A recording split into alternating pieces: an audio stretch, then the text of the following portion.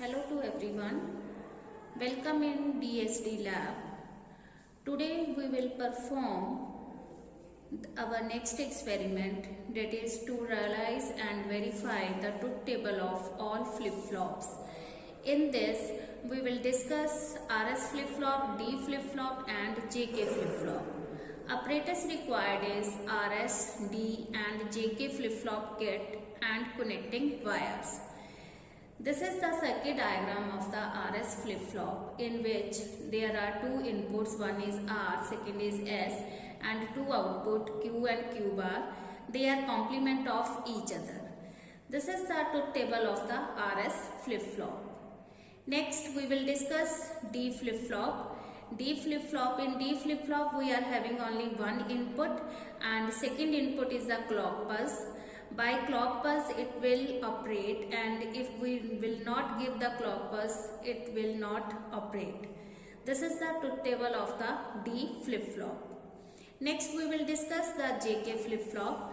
In JK flip-flop we are having three inputs, one is J, second is K and third one is the clock pulse, and two outputs, that is Q and Q bar. They are complement of each other. This is the truth table of the JK flip-flop. Now we will implement this experiment in our experiment kit. In this experiment we will study RS flip-flop, D flip-flop and JK flip-flop by using this flip-flop trainer kit. In this trainer kit we can implement all the flip-flops, that is RS flip-flop by using these RS flip-flops, and for implementing D flip-flop we will use this D flip-flop, and for implementing JK flip-flop we will use this JK flip-flop. For connecting the inputs we are having two switches, that is switch A and switch B, and two LEDs for observing the outputs, and one is the clock pulse. If we will give clock pulse then only flip-flop can work, otherwise flip-flop will not work. So first of all we will implement our RS flip-flop. Okay, for our implementing this flip-flop we will use this circuit and these inputs and outputs. So let's connect the circuit by using connecting lead.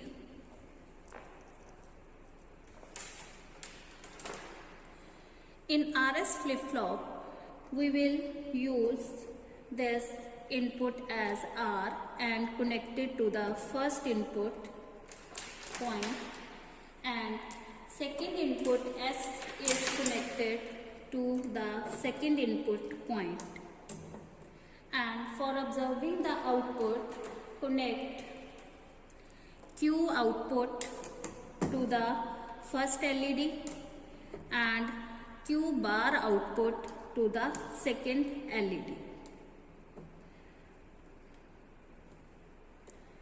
In RS flip-flop, as you can see from the truth table, that two are inputs, one is R, second is S and one is the output, that is Q.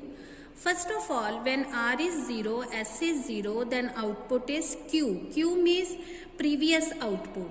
Okay, so switch on the kit and implement this condition.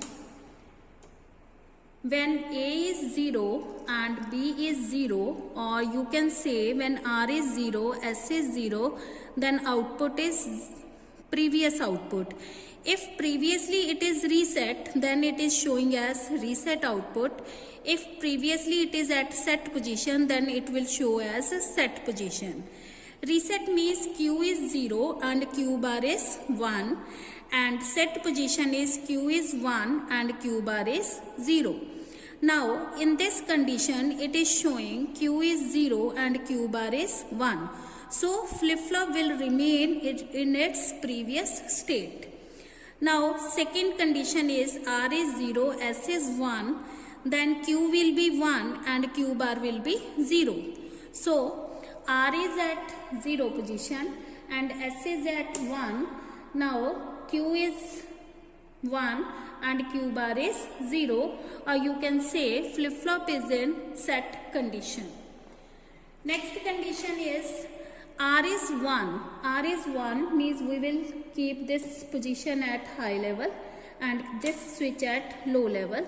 Now R is 1, S is 0, then output is Q is 0 and Q bar is 1, or you can say flip-flop is in reset condition.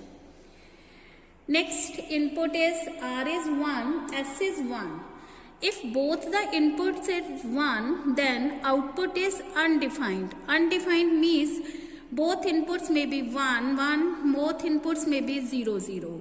But in this condition, it is showing both outputs are at 0, 0. This is called as the undefined condition because outputs are complement of each other. But now, here it is showing both outputs are at low level. So this is called as a undefined condition. So this is all about the RS flip-flop. Now we will implement D flip-flop by using this block, that is D type flip-flop, and in 7474 IC we will have D flip-flop. ICs are already connected in these kits. We will just connect the inputs and outputs and observe the output using LEDs. So now I will connect our second flip-flop, that is D flip-flop. In D flip-flop we are having only one input, that is D. So it is connected to a switch. And second input is clock. This clock point is connected to this point. This push button is used as a clock. When we press this button, then clock signal is applied. If we release this button, then clock signal will not applied. So clock pulses are applied from this push button. By pressing this push button one time, it will generate one pulse. And again if we press, then it will generate another pulse. Connect Q output to first LED and Q bar output to second LED.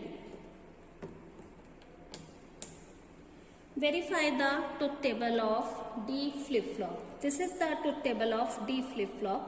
Switch in the kit. Now, if D is at 0 position, and clock is not applied, then it will remain in its previous state only.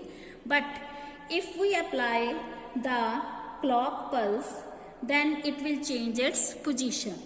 So in second position, if we keep D at 0, okay, and D is at 0 and we apply the clock pulse, now the output is at 0 and Q bar is at 1 level.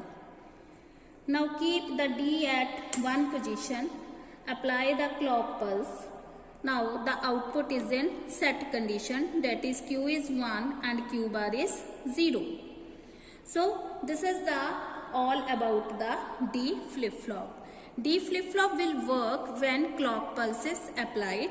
If we will not apply the clock pulse, then flip-flop will remain in its previous state only. Next, we will implement the JK flip-flop.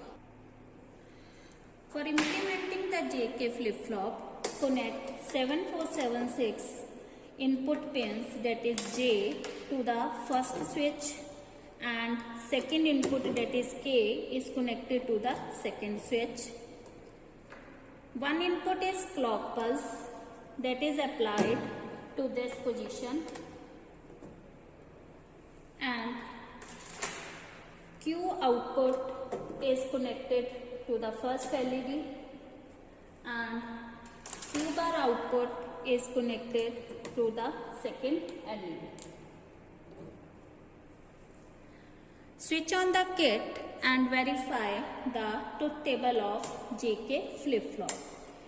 In JK flip-flop, when A is 0, or you can say J is 0, K is 0, and we are not applying the clock pulse, then output will be in its previous state.